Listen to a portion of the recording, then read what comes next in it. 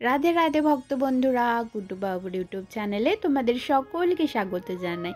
তোমরা সকলে কেমন আছো? নিশ্চয়ই অনেক ভালো আছো। আমি আর গুড্ডু বাবুও অনেক ভালো আছি। অনেক দিন ভিডিও আপলোড করতে পারিনি, কারণ ছিলাম খুবই ব্যস্ত। দেখো, আজকে তোমাদের সেই ছোট্ট ছোট্ট টুকরো টুকরো ভিডিও করে রেখেছিলাম, সেগুলোই আজকে তোমাদেরকে দেখাচ্ছি। দেখো, এসেছেন গণেশজি, লক্ষ্মী দেবী আর তার সাথে বজরংবলী। বন্ধুরা, তোমরা যারা যারা বাড়িতে এই পিতলের স্বরূপ পুজো করো, তারা কিন্তু চেষ্টা করবে বিশেষ বিশেষ দিনে তাদের পঞ্চামৃত স্নান করাতে, বা কখনো কখনো বছরে একবার হলেও পলিশ করাতে। বহুত দিন পলিশ পরিষ্কার না করার জন্য এই সকল স্বরূপ কিন্তু নষ্ট হয়ে যায়, কেমিক্যাল রিঅ্যাকশন হয়ে যায়, তার উপর থেকে কিছুতেই এই আস্তরণ সরানো যায় না, বহু কষ্ট করতে হয়। দেখো, মাঝে মাঝে কালোও হয়ে যায়। তো আমি চেষ্টা করেছি এনাদেরকে নতুন রূপ দেওয়ার। আমি জানি না কতটা সফল আমি পেরেছি কি না, তোমরা ভিডিওতে দেখে তোমরা কমেন্ট করে জানিও।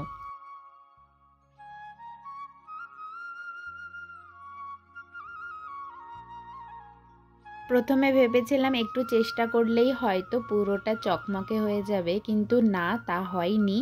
উপর থেকে যত ধুলো বালির লেয়ার ছিল সেগুলো উঠে গেলেও বারবার পলিশ করেও সেই আগের রং ফিরিয়ে আনা সম্ভব হয়নি, সেই মতো চকচকেও করা যায়নি। তাই যে দিদিভাই এনেছিলেন এনাদের, তাকে ফোন করে আমি জিজ্ঞাসা করি যে, দিদিভাই, এনার কি ফুল অঙ্গরাগ করে দেব? দিদিভাই রাজি হয় এবং আমাকে বলে, তোমার যেটা ভালো লাগে, যেটা তুমি ভালো বোঝো সেটা করে দাও।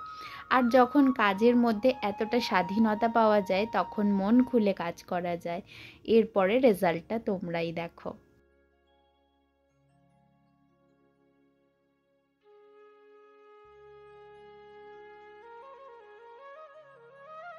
গা, হাত, পা আমি কিন্তু চেষ্টা করেছি পেতলের রঙই রাখার, আর তার উপরে আমি কোনো কালার চাপাইনি।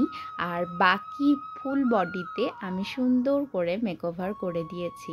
তো এই মেকওভার তোমাদের কেমন লাগছে সেটা আমাকে অবশ্যই করে জানিও।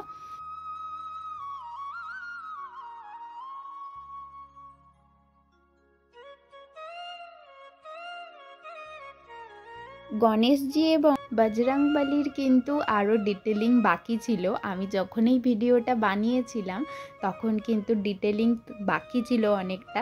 পরে সেটা আমি কমপ্লিট করেছিলাম, সেটা আর তোমাদের আমি দেখাতে পারলাম না বন্ধুরা। তার সাথে এসেছিল আরও দুই ছোট্ট ছোট্ট গোপু সোনা। দাঁড়াও, তোমাদের দেখাই।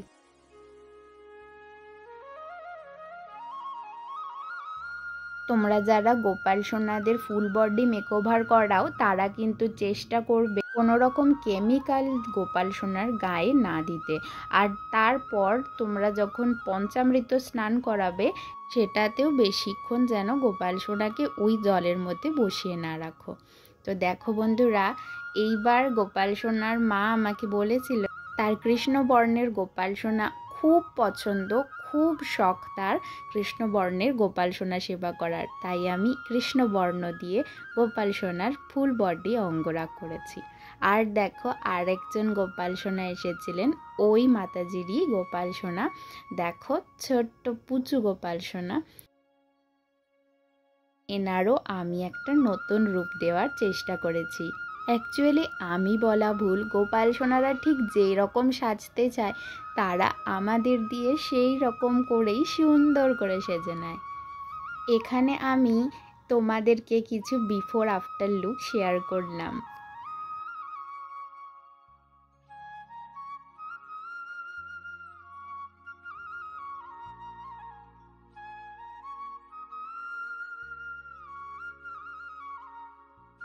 বহুদিন হয়ে গেছে গুড্ডু বাবুর সাথে তোমাদেরকে দেখা করায়নি, তাই আজ তোমাদের সাথে গুড্ডু বাবুর দেখাও করালাম।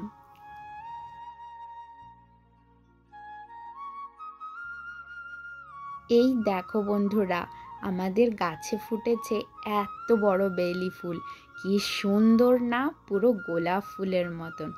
এটা আজকে মা লক্ষ্মীর ঘটে দিলাম, আর একটা দিলাম গুড্ডু বাবুর হাতে, আর একটা দিলাম ভগবানের চরণে, আর একটা জগৎগুরু শ্রীলা প্রভুপাদের চরণে। দাঁড়াও তোমাদের সকল স্বরূপের দর্শন করিয়ে দিই।